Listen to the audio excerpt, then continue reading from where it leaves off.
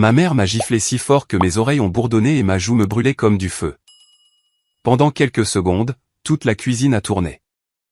J'ai reculé en chancelant, les yeux pleins de larmes, avec le goût du sang dans la bouche là où ma dent avait coupé l'intérieur de ma lèvre. Elle ne m'avait jamais frappé comme ça avant. Papa se tenait juste là, dans l'embrasure de la porte. Il n'a pas bougé pour l'arrêter, ne lui a pas dit un mot. Au lieu de ça, il m'a regardé droit dans les yeux et a dit, d'un ton glacial, son avenir à lui compte vraiment.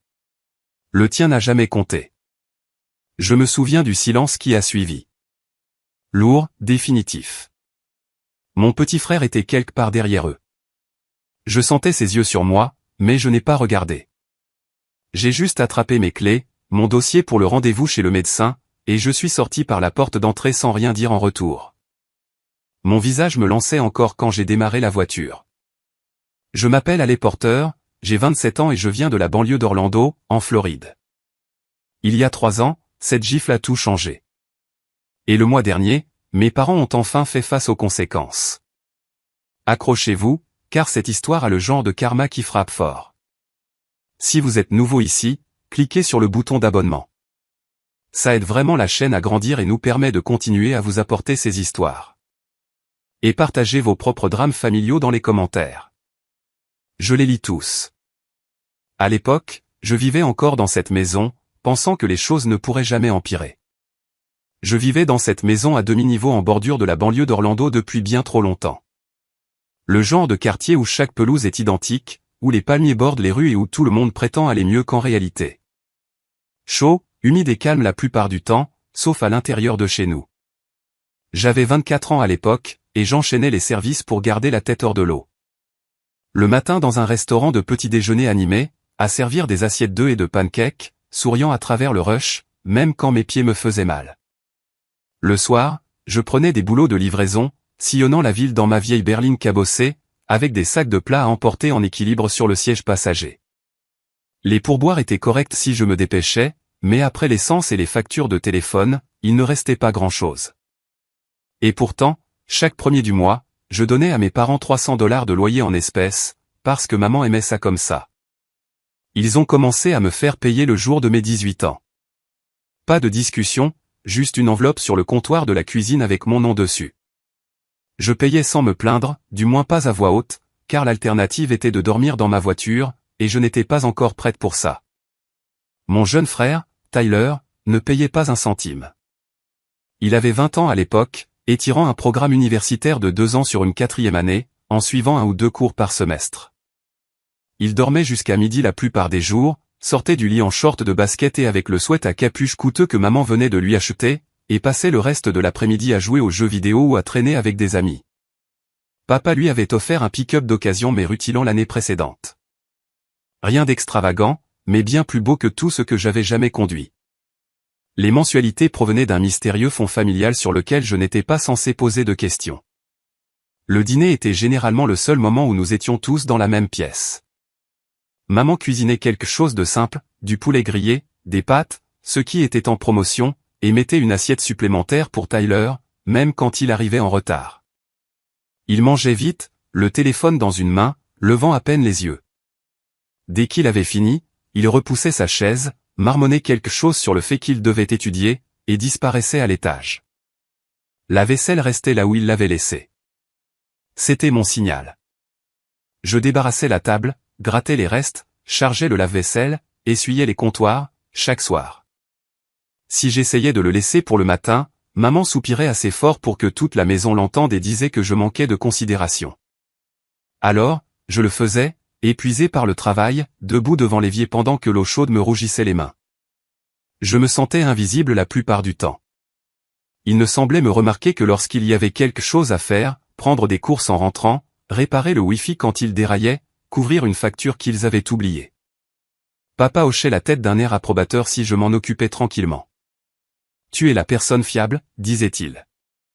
C'était censé être gratifiant. Fiable signifiait qu'il n'avait pas à s'inquiéter pour moi, car je me débrouillerais seul pendant qu'il se concentrait sur Tyler. Maman gardait le frigo rempli des choses que Tyler aimait, céréales de marque, boissons énergisantes, le bon jus d'orange. Mes étagères dans le garde-manger contenaient les produits génériques que j'achetais moi-même. Elle le justifiait en disant qu'il était encore en pleine croissance, encore à l'école, qu'il avait besoin de carburant. J'étais déjà adulte, je travaillais déjà, donc je pouvais me débrouiller. Je ne les détestais pas pour ça. Pas exactement. Je me disais que c'était temporaire. Chaque dollar supplémentaire que j'arrivais à économiser allait dans un compte d'épargne séparé dont ils ignoraient l'existence. Je souffrais de problèmes de thyroïde depuis mon adolescence, analyse de sang régulière, médicaments, examens qui n'étaient pas donnés. Les médecins n'arrêtaient pas de dire que le métier d'infirmière serait une carrière solide pour moi. Des horaires stables une fois que j'aurais obtenu mon diplôme, de bons avantages sociaux, quelque chose qui pourrait réellement couvrir mes frais médicaux à long terme. Je visais donc le programme d'aide-soignante certifiée au collège communautaire, puis une passerelle vers la formation d'infirmière auxiliaire. Un apprentissage rémunéré si j'avais de la chance. Cela semblait lointain, mais c'était mon projet. La plupart des soirs, je rentrais après 22 heures, jetais mes chaussures et m'effondrais sur le lit de la plus petite chambre à l'étage. La maison était sombre, à l'exception de la lueur sous la porte de Tyler, des lumières clignotantes de sa manette et des explosions étouffées du jeu auquel il jouait. Je restais allongé là, à écouter le ronronnement de la climatisation et à me demander combien de temps encore je pourrais tenir. Un soir, après un service tardif, je suis entré discrètement et j'ai entendu mes parents parler dans le salon. Leur voix flottait à travers l'espace ouvert, basse et détendue, comme s'ils discutaient de la météo. Je suis resté juste en dehors de la lueur de la lampe du salon, mon sac encore en bandoulière, pas tout à fait prêt à les interrompre. La climatisation s'est mise en marche, masquant mes pas alors que je m'approchais. Maman était recroquevillée sur le canapé avec son ordinateur portable en équilibre sur ses genoux, faisant défiler quelque chose. Papa était assis en face d'elle dans son fauteuil inclinable, une bière à la main, zappant distraitement. Il faudra couvrir $800 de plus pour l'inscription de Tyler le mois prochain, dit maman d'un ton léger mais insistant. La date limite approche. Et il a mentionné quelques nouveaux frais pour ses cours en ligne. Papa a coupé le son de la télé. Déjà ? On vient de payer la dernière fournée. Je pensais que ce compte pour les études était censé couvrir les bases. Il l'est, mais les choses s'additionnent. Un nouveau manuel, un abonnement à un logiciel pour son cours de commerce. Il s'investit vraiment ce semestre. Tu devrais voir comme il est motivé. Il y avait de la fierté dans sa voix, le genre qu'elle réservait à ses plus petites réussites. Je me suis adossé au mur, le pouce accélérant. Compte pour les études. Ils avaient utilisé ces mots exacts comme si c'était réel, mis de côté juste pour lui. Je me suis souvenu avoir posé des questions sur l'argent pour l'université quand j'avais 18 ans, juste après mon diplôme. Maman avait rapidement mis fin à la discussion. Elle avait dit que les mensualités de la maison étaient serrées. L'atelier de papa connaissait des mois creux. Impossible pour nous de nous permettre des prêts ou des frais de scolarité. Papa l'avait soutenu, me disant que la vraie vie n'attendait pas les diplômes, qu'il valait mieux commencer à gagner sa vie tout de suite. Alors, je l'ai fait. Mais voilà que c'était bien réel, pour l'abonnement logiciel de Tyler, pour des extras dont il n'avait probablement même pas besoin. Papa a expiré lentement. Très bien. Fais le virement demain. Tâche juste de le garder sur la bonne voie. Il a un vrai potentiel s'il s'y tient. C'est vrai, acquiesça maman en cliquant sur quelque chose à l'écran. Bien plus de volonté que la plupart des jeunes de son âge. Nous avons de la chance. J'ai dégluti difficilement, les mots me frappant comme des pierres. Chanceux, volonté. Je faisais des doubles journées depuis mes 19 ans, économisant chaque pourboire pour ma propre chance de suivre des cours, et lui, il se la coulait douce. Le ventilateur de plafond tournait, indifférent. Ils sont passés à des discussions professionnelles. Papa se plaignait d'un client qui retardait sans cesse le paiement pour la reconstruction d'une transmission. Maman a suggéré d'utiliser une partie du prochain acompte pour couvrir les dépenses de Tyler si les choses devenaient serrées. Je me suis éloigné lentement, en faisant attention de ne pas heurter la table d'appoint, et je suis monté à l'étage. Dans ma chambre, je me suis assise sur le lit, les lumières éteintes, fixant la faible lueur sous la porte de Tyler de l'autre côté du couloir. Le compte pour les études n'était pas un mythe. Il avait juste des règles dont on ne m'avait jamais parlé. Tous ces « non » que j'avais acceptés, toutes ces demandes d'inscription que je n'avais jamais remplies parce que je croyais que nous étions fauchés. Tout s'est réorganisé dans ma tête, les tranchant. Cela a ravivé un autre souvenir que j'enterrais habituellement. Environ 2 ans plus tôt, j'avais finalement trouvé un cours d'initiation à la facturation médicale au centre technique, un programme court et abordable qui m'aurait donné de l'expérience en bureautique et peut-être une assurance pour aider avec mes médicaments pour la thyroïde. J'avais étudié la brochure pendant des semaines, j'avais même obtenu une lettre de recommandation de mon directeur de restaurant. L'examen d'entrée avait lieu un vendredi matin. Le jeudi soir, ma voiture était garée sans problème dans l'allée. Le vendredi, elle n'a pas voulu démarrer. Batterie complètement à plat, câbles desserrés comme si quelqu'un les avait tirés.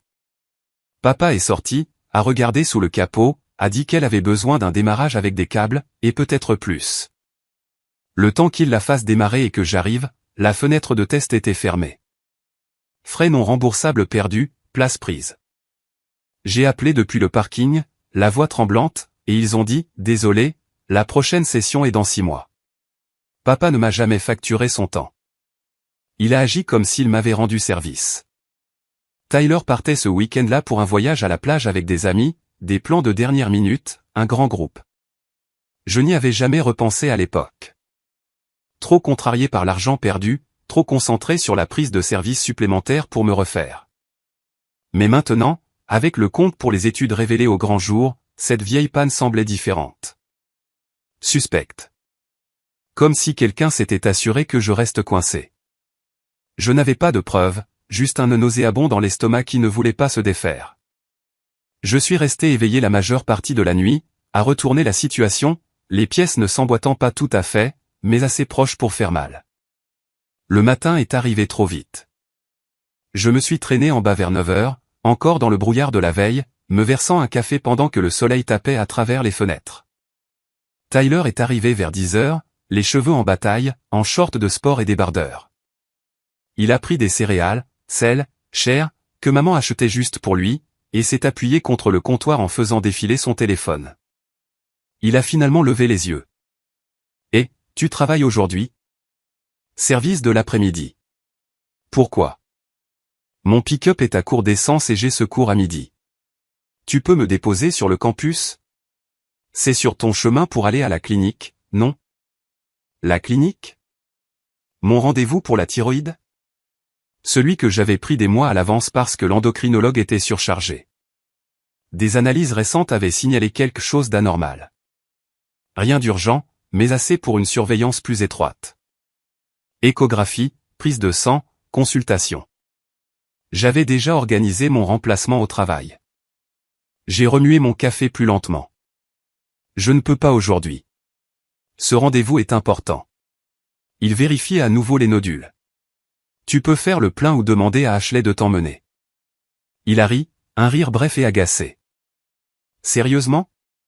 Ça te prend 20 minutes de ta journée. Décale juste ton truc chez le médecin. Les analyses ne vont pas s'envoler. Décaler. Comme si les créneaux poussaient sur les arbres. Non, j'ai déjà attendu trop longtemps. Débrouille-toi pour ton transport. Le visage de Tyler s'est crispé. Il a posé son bol plus fort que nécessaire. Peu importe. Tu es toujours comme ça. Il a quitté la cuisine en trombe, le téléphone déjà à l'oreille, en se dirigeant vers le salon. Je l'ai entendu marmonner quelque chose sur le fait que j'étais difficile. Maman est apparue dans l'embrasure de la porte une minute plus tard, les bras croisés, l'expression figée dans cette ligne de déception familière. Tyler dit que tu ne veux pas l'aider à aller en cours. C'est juste un trajet, maman. Il a un pick-up et un permis. Ce n'est pas juste un trajet. C'est soutenir son éducation. Tu sais à quel point il peut être distrait. Une petite faveur, allez. C'est tout. Une petite faveur. L'expression faisait écho à toutes les autres que j'avais entendues au fil des ans. C'est ma santé. Le médecin a spécifiquement dit de ne pas retarder. Elle s'est approchée, la voix montant d'un cran. Tu es égoïste. Quand es-tu devenu si têtu en ce qui concerne la famille ? Égoïste, pour protéger mon propre rendez-vous ? Le mot a piqué plus qu'il n'aurait dû, s'ajoutant à tout ce que j'avais ressenti la nuit dernière. J'ai ouvert la bouche pour répondre, mais elle m'a interrompu d'un geste sec. Ma mère est entrée en trombe dans la cuisine, la main déjà levée. Sa paume a heurté ma joue dans un claquement sec qui a résonné sur le carrelage. L'impact m'a fait tourner la tête sur le côté, une bouffée de chaleur explosant sur ma peau tandis que ma vision se brouillait pendant plusieurs longues secondes. J'ai trébuché d'un demi-pas, la main se levant instinctivement, sentant le bout cuivré là où mes lèvres s'étaient fendues contre mes dents. La douleur s'est propagée rapidement, profonde et lancinante, comme si j'avais pressé mon visage contre une plaque de cuisson.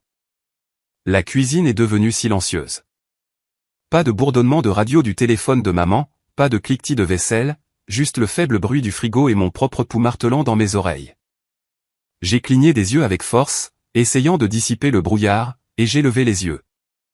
Maman se tenait là, figée, la main encore à moitié levée, les yeux écarquillés comme si elle n'arrivait pas à croire ce qu'elle venait de faire. Mais le choc est passé rapidement. Sa bouche s'est resserrée en cette fine ligne que je connaissais trop bien. Derrière elle, Tyler s'appuyait contre le cadre de la porte, les bras croisés, un petit sourire en coin se dessinait sur ses lèvres. Il n'a rien dit, il a juste regardé, comme si c'était un spectacle qui l'attendait. Puis la porte d'entrée s'est ouverte et refermée avec un bruit sourd familier. Les pas de papa ont traversé le couloir plus vite que d'habitude, les clés cliquetant alors qu'il les laissait tomber sur la console de l'entrée. Il est apparu dans l'arche quelques secondes plus tard, sa chemise de travail tachée de graisse, le visage déjà figé dans cette expression pragmatique qu'il arborait quand maman lui envoyait des SMS à propos de problèmes. « Qu'est-ce qui se passe ?» a-t-il demandé, ses yeux passant de maman à moi et vice-versa. Maman a retrouvé sa voix la première. Elle refuse encore d'aider Tyler à aller en cours. Je lui ai demandé gentiment. J'ai mon rendez-vous, ai-je coupé, la voix plus stable que je ne le sentais. Ma joue brûlait plus fort sous le regard de tout le monde. Ce n'est pas négociable. Papa s'est approché, comblant l'espace entre nous. Il a jeté un coup d'œil à mon visage, a dû voir la marque rouge qui apparaissait rapidement, mais n'a fait aucun commentaire à ce sujet. Au lieu de cela, il m'a fixé avec ce regard plat et déçu. L'éducation de Tyler passe en premier en ce moment. Il est sur une bonne lancée. Tu peux déplacer un rendez-vous chez le médecin. Une bonne lancée, pour un gars qui se cherchait dans le même programme depuis des années. J'ai ouvert la bouche, mais il a continué. La famille se soutient, allez. Quand vas-tu enfin comprendre ça?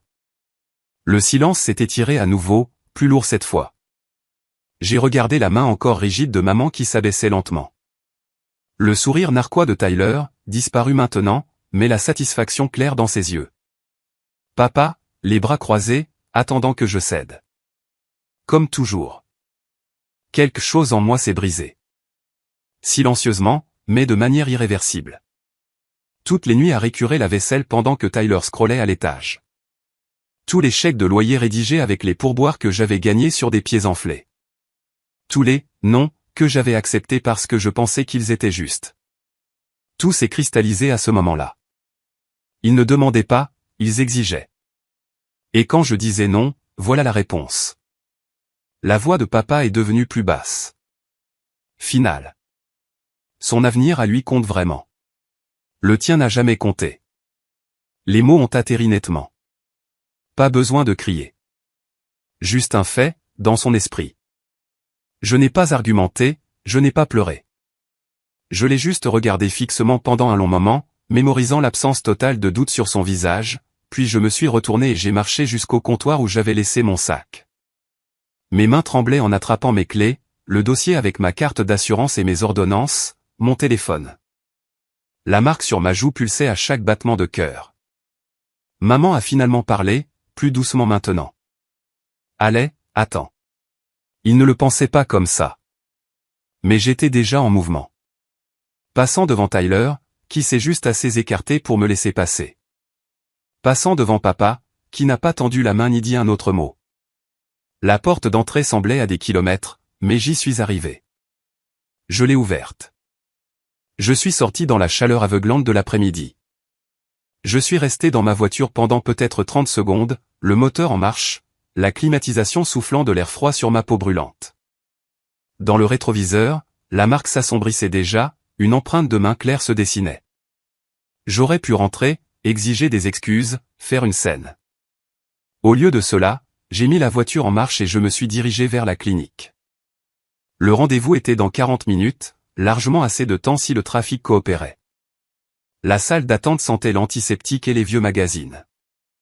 Je me suis enregistré, j'ai pris place dans un coin, la tête baissée. Quelques personnes ont jeté un coup d'œil, mais personne n'a posé de questions. Quand l'infirmière a appelé mon nom, elle a eu un temps d'arrêt en voyant mon visage, une lueur d'inquiétude rapide avant de me conduire à l'arrière.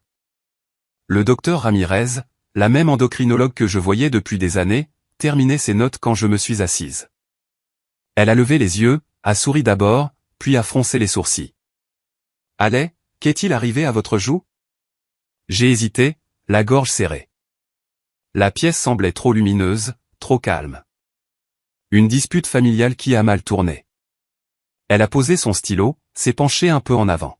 « Voulez-vous en parler, ou devrions-nous appeler la sécurité ?» Pas de sécurité, ai-je dit rapidement. Juste une mauvaise matinée. Je vais bien. Elle m'a étudié un moment, puis a hoché la tête lentement. D'accord, mais si vous changez d'avis, nous avons des ressources ici. Elle a sorti mon dossier, a posé les questions habituelles, comment les médicaments fonctionnaient, s'il y avait de nouveaux symptômes, a fait une prise de sang, a programmé l'échographie dans la pièce voisine. La technicienne là-bas m'a jeté le même regard prudent, mais est restée professionnelle. Quand ce fut terminé, le docteur Ramirez m'a accompagné jusqu'à la porte elle-même. Vos niveaux sont stables pour l'instant, mais nous continuerons à surveiller la croissance. Revenez dans 3 mois, sauf si quelque chose change. Je l'ai remerciée, rassemblant mes papiers. Au moment de partir, elle m'a touché légèrement le bras. Et, encore une chose. L'hôpital lance un nouveau programme de formation rémunéré pour les aides-soignants le mois prochain. Sponsorisé par l'hôpital, de bons avantages sociaux. Particulièrement utile pour les personnes qui gèrent des problèmes de santé chroniques. Je sais que vous avez déjà mentionné votre intérêt. Je pourrais glisser un mot au responsable du programme si vous le souhaitez.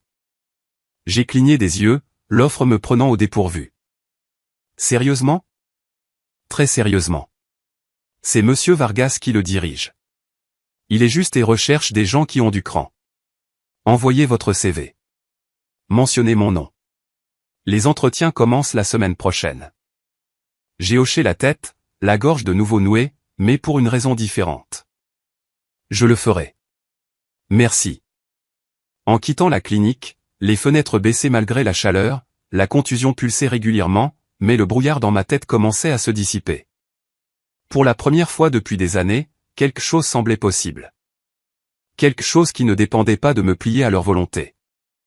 La semaine suivante, je me suis présenté à l'entretien, l'échymose s'estompant encore.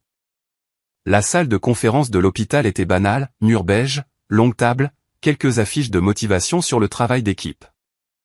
La contusion avait jauni en une ombre disgracieuse à ce moment-là, principalement cachée sous l'anticerne. Mais Vargas l'a remarqué quand même lorsque je me suis assise. Il avait la quarantaine, était solidement bâti, portait une blouse d'hôpital avec un badge de responsable accroché à la poche. Nous avons parlé pendant 40 minutes. Il m'a interrogé sur mon expérience professionnelle, pourquoi le métier d'infirmière, comment je gérais le stress lors des services chargés. Je lui ai dit la vérité, des années à servir des tables dans le chaos, à gérer mes propres problèmes de santé sans beaucoup de soutien, à vouloir quelque chose de stable qui utilise vraiment ma tête et mon cœur. Quand il m'a interrogé sur la marque sur mon visage, je n'ai pas menti. Une situation familiale difficile. C'est réglé. Il a hoché la tête une fois. Pas de jugement. Il l'a juste noté. À la fin, il s'est penché en arrière. Nous avons une place disponible dans la prochaine promotion. Formation rémunérée, avantages sociaux complets après la certification, l'hôpital couvre la majeure partie. Ça commence lundi si vous êtes partante. J'ai accepté sur le champ. Pas besoin d'un deuxième entretien. Lundi matin, je me suis présenté à 6 heures précises, le badge accroché, la blouse qu'il m'avait fournie la semaine précédente, fraîche contre ma peau. Le groupe était petit, 8 d'entre nous, un mélange d'âge, tous nerveux, mais prêts. Vargas a fait l'orientation, a exposé le programme, cours théorique le matin, pratique dans les services l'après-midi, examen toutes les quelques semaines. Il m'a mis en binôme avec Miguel pour les stages cliniques. Miguel avait une trentaine d'années, était silencieux, des tatouages dépassant des poignets de sa blouse. Ancien infirmier militaire devenu infirmier, il travaillait à l'hôpital depuis 15 ans. Le premier jour, il m'a tendu des gants et a dit, tu regardes les 3 premières fois, puis tu fais. Question seulement quand le patient est stable. Strict, mais chaque correction venait avec une raison claire. Pas de cris, pas de favoritisme. Juste l'attente que tu apprennes vite et bien. Le travail était dur dès le premier jour. Prise des signes vitaux sur de vrais patients, bain au lit, soins de cathéter, dossier qui devait être parfait. Mes pieds me faisaient de nouveau mal, mais différemment cette fois. Il y avait un but derrière. Miguel me poussait, mais quand je réussissais quelque chose, il hochait brièvement la tête, ce qui me faisait plus plaisir qu'un bocal à pourboire rempli de billets d'$1. La question du logement s'est rapidement posée. J'avais squatté le canapé d'une collègue la première semaine, mon sac dans mon coffre. Vargas m'a entendu en parler pendant une pause. Après le service, il m'a pris à part. Mon pote Ronnie s'occupe de la maintenance de l'hôpital. Il a une chambre libre au-dessus de son garage, hors site. Rien d'extraordinaire, mais propre, privé, pas de loyer si tu aides un peu au nettoyage. Intéressé? Je l'ai prise le lendemain. Ronnie avait la soixantaine. Corpulence compacte, mécanicien à la retraite qui s'occupait en réparant l'équipement de l'hôpital sous contrat. La chambre était petite, un lit de camp, un mini-frigo, une douche au bout du couloir, mais elle se fermait à clé de l'intérieur. La première nuit là-bas, j'ai cuisiné des ramen sur une plaque chauffante. J'ai mangé assise par terre. Personne ne frappait à la porte pour demander pourquoi le dîner n'était pas prêt. J'ai dormi d'une traite jusqu'à ce que le réveil sonne. Pas de bruit de pas au-dessus de ma tête. Pas de son de jeux vidéo étouffé à travers le mur. Le contraste m'a frappé, progressivement mais profondément. Des matins calmes à boire du café seul. Des courses où je n'achetais que ce que je voulais. Des soirées à étudier sans commentaires désobligeants sur le temps que je perdais. Pas de soupir quand je laissais la vaisselle dans l'évier pour la nuit. Personne ne surveillait mes heures ou ne me demandait pourquoi je n'étais pas encore rentré. Arlon est passé quelques jours plus tard. Je lui avais envoyé un SMS de mon ancien travail au restaurant. Je lui ai expliqué brièvement, lui ai demandé s'il pouvait emprunter le camion un soir. Il est arrivé sans poser de questions, une remorque attelée. Nous sommes allés à la maison après la tombée de la nuit, quand il n'y avait pas de voiture dans l'allée. J'ai emballé ce qui rentrait, vêtements, ordinateur portable, quelques livres, des outils que j'avais achetés moi-même, des papiers importants. J'ai laissé le reste. 20 minutes du début à la fin. Arlon a porté les cartons lourds, a maintenu une conversation légère sur le football et les nouveaux plats du menu. En partant, j'ai regardé la maison rapetissée dans le rétroviseur jusqu'à ce que la lumière du Porsche disparaisse. De retour chez Ronnie, nous avons déchargé dans la chambre. Il m'a offert une bière, a raconté quelques histoires sur ses jours dans les marines, puis m'a laissé m'installer. J'ai empilé les cartons le long du mur, j'ai accroché un drap pour l'intimité, j'ai branché une lampe que j'avais dénichée dans une friperie. Petit, mais à moi. Les messages ont commencé à s'accumuler cette première semaine. Maman, principalement, de longs textes sur le fait que j'avais surréagi, que papa était mort d'inquiétude, que Tyler avait besoin de sa sœur en ce moment. Quelques-uns de Tyler, demandant où était son chargeur, comme si de rien n'était. Je n'en ai lu aucun au-delà de l'aperçu. J'ai bloqué les numéros un par un, supprimé les conversations sans les ouvrir. Le silence sur mon téléphone semblait plus pur que toutes les excuses qu'ils auraient pu offrir. À l'hôpital, les gens me traitaient différemment. Non par pitié, mais simplement. Miguel corrigeait ma technique pour les perfusions intraveineuses jusqu'à ce que je la maîtrise, puis disait « bien » et passait à autre chose. Les autres stagiaires partageaient leurs notes, couvraient les pauses sans tenir les comptes. Vargas prenait de mes nouvelles une fois par semaine, demandait comment j'assimilais la matière, si j'avais besoin d'ajustements d'horaire pour mes rendez-vous de suivi. Juste, sans arrière-pensée. J'ai commencé à respirer plus facilement. Le matin, je me réveillais avant le réveil, je m'étirais sans me presser. Le soir, je révisais mes fiches sur mon lit de camp, la fenêtre entr'ouverte pour laisser entrer l'air nocturne chargé du jasmin de Floride. J'ai perdu quelques kilos à force de marcher dans les couloirs. J'ai gagné en force en soulevant des patients. Mes problèmes de thyroïde sont restés sous contrôle, mes médicaments pris à temps. Personne ne remettait en question le coup. Pour la première fois, l'avenir ne semblait pas être quelque chose que je devais mendier. Il se construisait, service après service, dans un endroit qui me voyait comme capable plutôt que comme pratique. 2 mois après le début du programme, mon premier chèque de paie est enfin arrivé. Il est venu dans une enveloppe simple. Mon nom tapé à l'avant, le logo de l'hôpital dans le coin. 812 $ après impôts et déductions. Pas de quoi changer une vie, mais la preuve que je gagnais ma vie selon mes propres termes.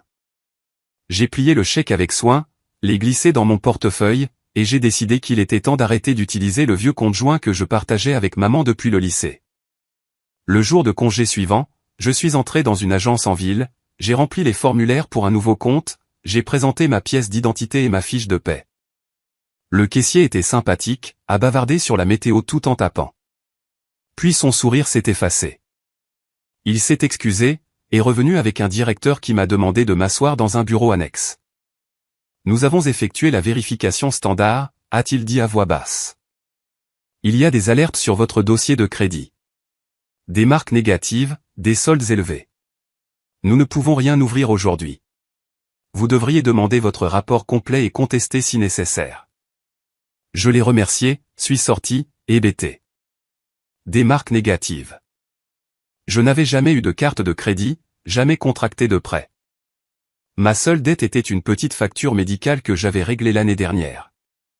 De retour chez Ronnie, j'ai utilisé son vieil ordinateur de bureau pour demander des rapports gratuits aux 3 agences de crédit. Ils sont arrivés par la poste une semaine plus tard. D'épaisses liasses que j'ai étalées sur le lit de camp comme des preuves. Les chiffres me regardaient froidement. 42 000 $ au total, répartis sur 5 cartes et 2 prêts personnels, tous ouverts à mon nom à partir de 7 ans plus tôt. Le plus ancien datait de mes 20 ans, à peu près au moment où j'avais commencé à travailler à temps plein. J'ai tout examiné, ligne par ligne. Des ensembles de consoles de jeux expédiés à notre adresse. Des baskets de luxe à la taille de Tyler. Des outils et des pièces automobiles facturées aux fournisseurs de l'atelier de papa. Des paiements de frais de scolarité au collège communautaire, des montants correspondant à ce que je les avais entendus discuter.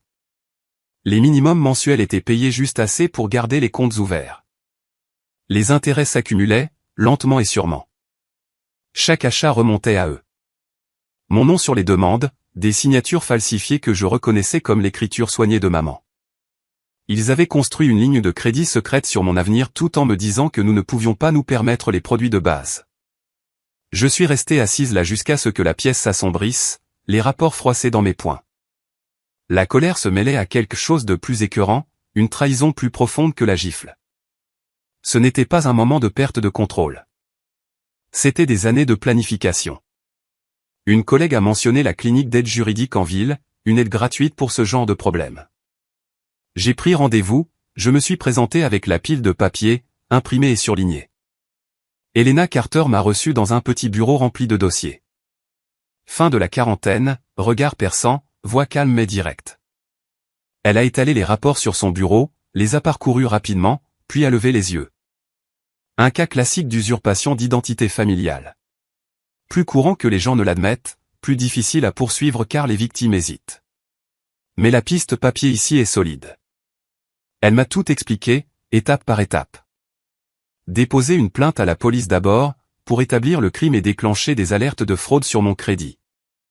Contester chaque compte auprès des agences. Fournir une déclaration sur l'honneur de vol d'identité, une copie du rapport de police. Geler mon crédit pour empêcher de nouveaux dommages. Ensuite, décider, un procès civil pour dommages et intérêts ou pousser pour des poursuites pénales.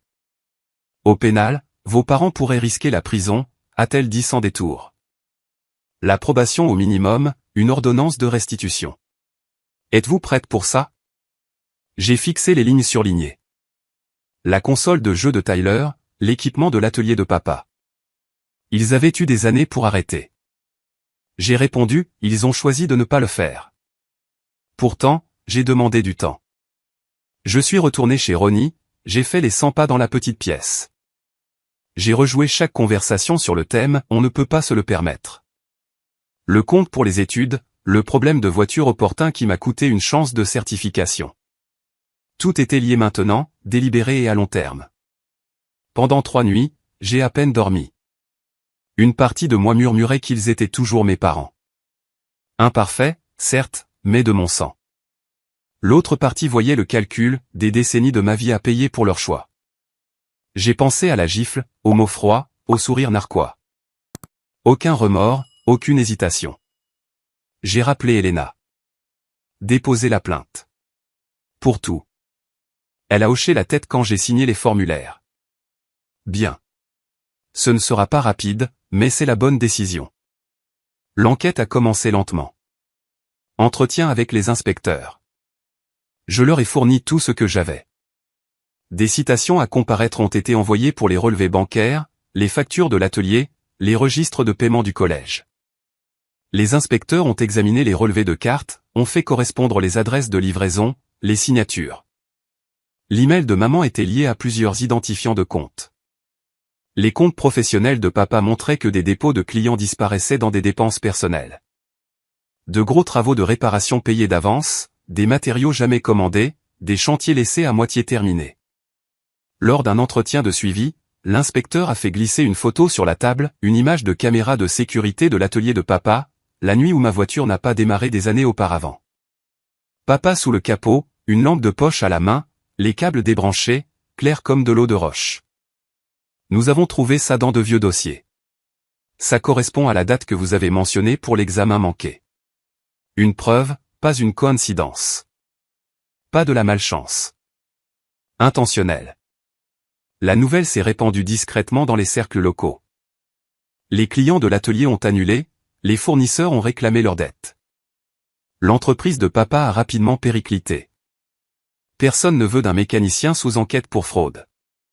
Maman a essayé de me contacter une fois via un nouveau numéro, un message vocal sur le fait que nous devions parler, que je déchirais la famille. Je l'ai supprimé sans l'écouter. Tyler s'est présenté sur le parking de l'hôpital un après-midi, au volant de son pick-up, cherchant la confrontation. La sécurité l'a escorté dehors avant qu'il ne puisse entrer. Ronnie l'a repéré depuis la fenêtre du garage plus tard cette semaine-là, un démonte-pneu à la main, juste au cas où. Tyler a démarré en trombe sans réessayer. L'affaire s'est montée solidement. L'évasion fiscale s'est ajoutée lorsque l'IRS s'en est mêlé. Revenus sous-déclarés, voyage personnel passé en frais professionnels. Le trou total qu'ils ont creusé approchait les 100 000 $, touchant plusieurs victimes, mais mon cas était le pilier. 8 mois d'attente plus tard, le jour du procès est enfin arrivé. Le palais de justice du centre-ville d'Orlando était bondé ce matin-là, l'air épais de tension et de l'odeur du bois ciré. J'étais assise dans la galerie derrière le procureur, un dossier de documents sur mes genoux, le cœur battant régulièrement mais fort dans mes oreilles. Elena m'avait préparé pendant des semaines, à quoi m'attendre, comment rester calme s'ils essayaient de déformer les choses. Papa a été le premier à entrer, menotté, une combinaison orange flottant sur lui. Il avait perdu du poids, le visage émacié, mais ses yeux ont balayé la salle jusqu'à se poser sur moi. Pas un signe de la main, pas d'expression, juste un long regard avant de s'asseoir. Maman a suivi, habillée simplement, les cheveux tirés en arrière. Elle a jeté un regard dans ma direction une fois, les yeux rougis, puis a baissé les yeux rapidement. Tyler s'est affalé à côté d'elle, la capuche relevée, faisant défiler son téléphone jusqu'à ce que l'huissier lui ordonne d'arrêter. Les chefs d'accusation ont été lus, longs, multiples chefs de vol d'identité, de fraude électronique, d'évasion fiscale. Le procureur a tout exposé, relevés bancaires, demandes falsifiées, plaintes de clients pour des travaux inachevés à l'atelier, audit de l'IRS montrant des années de revenus dissimulés. Mon dossier de victime était épais, rapport de crédit, lettre de contestation, la photo de papa en train de saboter les câbles de ma voiture. La défense a tenté de présenter cela comme une période désespérée. De mauvais choix sous la pression, moi comme la fille en colère exagérant pour se venger. Ils ont évoqué les difficultés familiales, comment la prison détruirait ce qui restait. Maman a témoigné, la voix tremblante, parlant de stress et d'erreur, comment il n'avait jamais eu l'intention de blesser qui que ce soit, surtout pas moi. Elle a évité mon regard tout le temps. Le tour de papa a été plus court.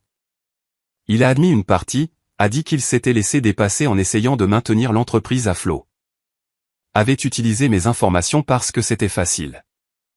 Pensait qu'il rembourserait un jour. Pas d'excuse directe à mon égard. Juste des regrets sur la façon dont les choses avaient tourné. Tyler n'a pas témoigné, il est juste resté assis, agité. Le juge n'a pas été ému. L'épreuve était trop accablante, le schéma trop clair. La sentence est tombée, ferme. Papa a écopé de 3 ans de prison d'État, sans libération anticipée en raison de l'ampleur de la fraude. Maman a été condamnée à 3 ans de probation, de lourdes amendes et une ordonnance de restitution complète, chaque dollar dépensé en mon nom, plus les pénalités. Les actifs ont été liquidés pour couvrir cela, à commencer par la maison. Ils ont fait sortir papa en premier. Il s'est arrêté à la barre, a regardé en arrière une fois. Ça a tout détruit, a-t-il marmonné, la voix basse mais audible. J'ai rencontré son regard, impassible. Non, c'est vous qui l'avez fait. J'ai juste arrêté de vous couvrir. La saisie immobilière a été rapide après cela. La maison à demi-niveau a été vendue aux enchères 6 mois plus tard. Un panneau sur la pelouse. Des étrangers se promenant dans les pièces où j'avais grandi. Maman a déménagé dans un petit appartement, a fait des petits boulots pour respecter ses rendez-vous de probation. On disait qu'elle avait vendu la plupart des meubles pour payer les frais de justice. Le pick-up de Tyler a été saisi lorsque les paiements liés à l'un des comptes frauduleux ont cessé. Fini le collège communautaire. Il a abandonné en milieu de semestre, a pris un poste de magasinier dans une supérette au bord de l'autoroute. La dernière fois que j'ai eu des nouvelles par une connaissance commune, il squattait le canapé d'Ashley. Ses parents n'étaient pas ravis mais le toléraient. De mon côté, les choses ont progressé régulièrement. Le programme de transition s'est terminé avec le parrainage de l'hôpital couvrant la dernière partie, des heures de stage supplémentaires, des cours du soir que j'ai enchaînés à grand renfort de café et de détermination. Le jour de l'examen est arrivé. Les résultats ont été publiés en ligne 2 semaines plus tard, réussi. Licence d'infirmière diplômée en main. J'ai signé un bail pour un studio en centre-ville. Minuscule mais avec de hautes fenêtres. Mon nom seul sur les papiers. Le premier mois de loyer payé avec mes propres chèques. Pas besoin de garant. Les meubles sont venus lentement. Des trouvailles de friperie, un vrai sommier, des plantes sur le rebord de la fenêtre qui sont restées en vie. Le nettoyage de mon crédit a pris plus de temps. Appels sans fin, courrier recommandé, j'ai les contestations. Mais un par un, les comptes ont été fermés comme frauduleux, les soldes remis à zéro, mon score de crédit remontant à un niveau utilisable. La première nouvelle carte approuvée à mon nom seul a eu le goût d'une victoire tranquille. Ils ont essayé de me contacter quelques fois au fil des ans. Une lettre de maman une fois, manuscrite, pleine de regrets qui n'exprimaient jamais vraiment de remords pour les bonnes raisons. Des emails de Tyler demandant de l'aide pour une facture, comme de vieilles habitudes. Même un appel de papa après sa libération, la voix rauque, voulant mettre les choses au clair. Je les ai laissés sur la messagerie vocale, je les ai supprimés sans écouter. J'ai bloqué les nouveaux numéros au fur et à mesure. Certains ponts ne sont pas faits pour être reconstruits. 3 ans plus tard, je fais des gardes de 12 heures aux urgences. Un salaire stable, des avantages sociaux qui couvrent mes suivis pour la thyroïde sans stress. Des collègues qui ne connaissent mon histoire que par bribes que je partage. Ils respectent mes limites. Célèbrent mes victoires. Ronnie prend encore de mes nouvelles. Arlon envoie des SMS sur les spéciaux du restaurant. Miguel a pris une bière avec moi après ma cérémonie de remise de diplôme, a grogné, pas mal, avec un sourire rare. Je conduis maintenant une voiture à haillons d'occasion, payée, fiable, sans attache. Le soir, je cuisine ce que je veux. Je regarde ce que je veux, je dors profondément dans un espace qui est vraiment le mien. Avec le recul, ce jour au tribunal n'était pas une vengeance. C'était la conséquence qui finissait par rattraper son retard. Et partir ce matin-là après la gifle, ce n'était pas fuir, c'était me choisir. S'éloigner d'une famille toxique n'est pas une trahison, c'est de la survie. Certaines portes doivent rester fermées pour toujours.